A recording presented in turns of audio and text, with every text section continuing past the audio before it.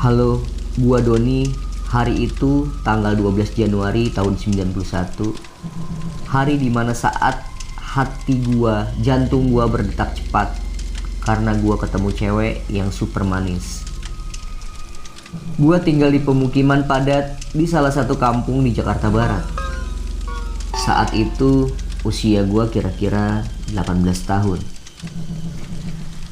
Suatu malam, gue lihat ada mobil pick-up parkir di pinggir jalan tepat gue dan anak-anak tempat gue nongkrong. Kemudian supirnya turun, hampirin gue dan teman-teman. Minta izin sebentar parkir, mau turunin barang-barang. Gue dan anak-anak inisiatif tawarin bantuan ke supir itu. Soalnya anak-anak juga lagi pada gabut. Supirnya pun ngebolehin. Tapi supirnya bilang, hati-hati ya, soalnya bukan barang saya, barang mbaknya yang di dalam mobil. Otomatis gue langsung liatin yang ada di dalam mobil dong. Seketika jantung gue ini langsung berdetak kencang. Gue lihat cewek manis banget di dalam mobil pickup itu. Gue senyumin dia cuma liatin gue dan balik senyum ke gue.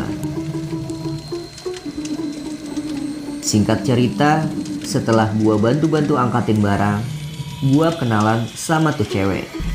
Cewek itu sebut aja Senja.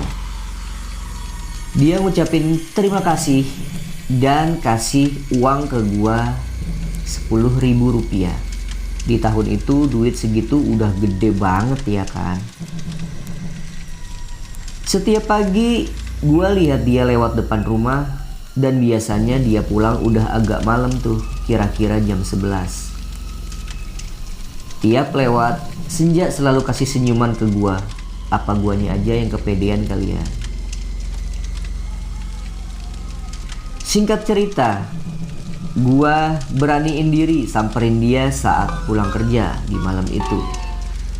Mbak Senja, pulangnya malam terus? Dia cuma bilang iya dan tersenyum.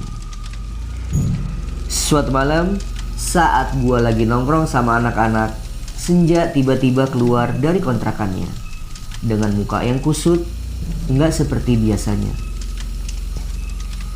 Nggak disangka dia samperin gue dan anak-anak dan minta tolong.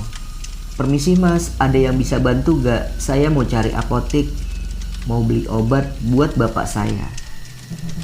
Gue langsung bangun. Yuk, saya anterin mbak. Gue pinjem motor temen gue dan langsung anter Senja ke apotik. Sepanjang perjalanan, gue ngobrol ngalur ngidul. Ternyata dia orang yang sangat baik. Ternyata dia kuliah di salah satu kampus swasta dan sambil kerja di kafe kecil dekat kampusnya. Makanya dia selalu pulang larut malam. Dan sedangkan gue saat itu masih nganggur dan belum dapat kerjaan. Besoknya gue anter dia lagi ke kantor pos buat kirim obat buat bapaknya yang di kampung. Hari demi hari gue dan Senja semakin deket dan gue semakin sering anter dia kemana-mana. Singkat cerita, suatu saat karena gue ngerasa nyaman banget sama dia, gue coba beraniin diri buat nyatain perasaan gue ke dia. Seperti biasa, dia cuma senyum dan bilang iya. Di tahun itu handphone masih belum beredar kayak sekarang. Gue komunikasi biasanya ngobrol langsung di teras depan kontrakannya.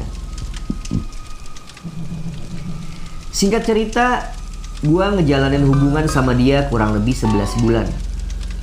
Emang tuh cewek baik banget.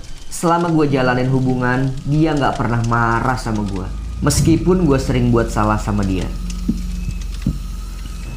Di hari itu, pas gue antar dia ke kafe tempat dia kerja, tiba-tiba dia ngomong sama gue, nanti gak usah jemput aku ya. Loh kenapa? Iya, udah ada yang jemput, kata dia. Seketika gue langsung marah dan bentak dia. Siapa yang mau jemput? Dan seperti biasa, dia cuma senyum dan bilang, sudah ada yang jemput, kamu tunggu rumah aja ya. Oke, gua nggak mau maksain jemput dia dan juga gua nggak mau ribut sama dia. Walaupun gua kesel dan penasaran siapa yang mau jemput dia. Singkat cerita, di malam itu kebetulan banget anak-anak lagi nggak nongkrong semua. Gua cuma bertiga di tongkrongan. Sambil ngobrol, gua liatin jam tangan. Kok jam segini senja belum pulang juga ya?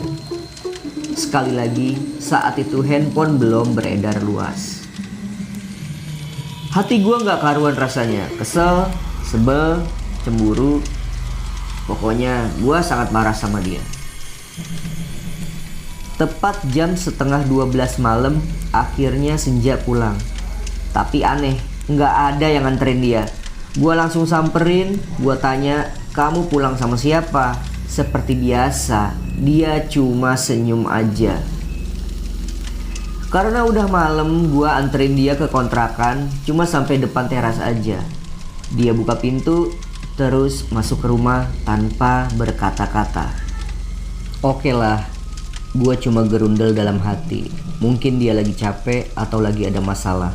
Mungkin besok pagi gua coba ngobrol sama dia. Gua balik lagi ke tongkrongan. Gue lanjutin ngobrol sama anak-anak. Tiba-tiba kedengeran suara sirene ambulans dari jarak jauh. Tapi kok semakin deket suaranya. Ternyata beneran ada ambulans datang dari arah jauh. Ambulans itu berhenti tepat di mana dulu mobil pick up yang antar barang Senja berhenti. Gue langsung samperin tuh supirnya. "Mau kemana pak? Cari rumah siapa?" "Saya mau antar jenazah tabrak lari mas. Ada perempuan korban tabrak lari. Sebelum ambulans datang ke tempat kejadian, korban sudah meninggal dunia. Masnya kenal jenazah ini gak? Di KTP namanya Senja." Oh, hati gue semakin gak karuan. Lemes, gemeteran badan ini rasanya. Gue langsung lihat jenazahnya. Ternyata benar, itu Senja. Terus tadi yang gue anterin ke kontrakan siapa? Singkat cerita, seketika warga mulai rame buat bantu-bantu pengurusan jenazah. Gue gak bisa tidur malam itu sampai pagi. Gak nyangka banget ternyata yang jemput dia itu ambulans. Besok paginya jenazah Senja dibawa ke kampung halamannya di daerah Solo. Hati ini masih gak percaya banget rasanya. Dan bahkan sampai saat ini kontrakan tua itu masih terlihat sama sampai sekarang.